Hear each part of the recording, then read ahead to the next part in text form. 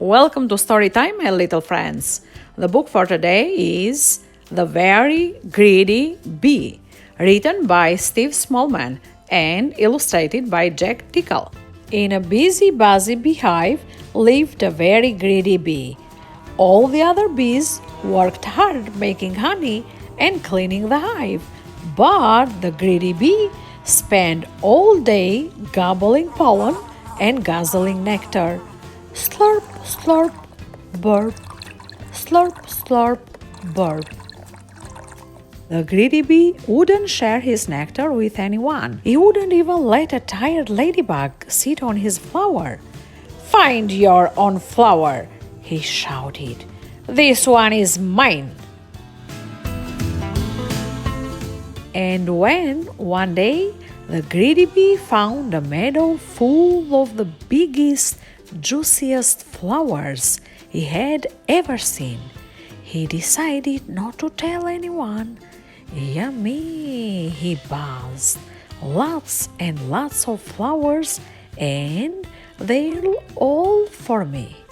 Wow! The greedy bee whizzed and buzzed from flower to flower, slurping and burping and growing fatter and fatter and fatter and fatter. At last his tummy was full and he settled down on a big pink flower in the warm yellow sunshine and fell fast asleep. When the greedy bee woke up, it was dark. He tried to fly, but his tummy was so rolly and poly that he went down instead of up and crashed, biff, bang, thump to the ground. "I'm scared," cried the greedy bee, "and I don't know how to get home." Then he saw two glowing eyes in the long grass. "Eek!" he cried. "A monster is coming to eat me." But it wasn't a monster. It was two friendly fireflies, their bottoms glowing in the dark. "What's wrong?" they asked. "I am too full to fly," wailed the greedy bee, "and I can't walk home in the dark." "Follow us," said the fireflies, and they all set off on the long, long journey home. Through forests and flowers and squishy mud, over the hills and under the stars, trudged the greedy bee. He had never walked so far, and he was very tired. "Nearly there," called the fireflies.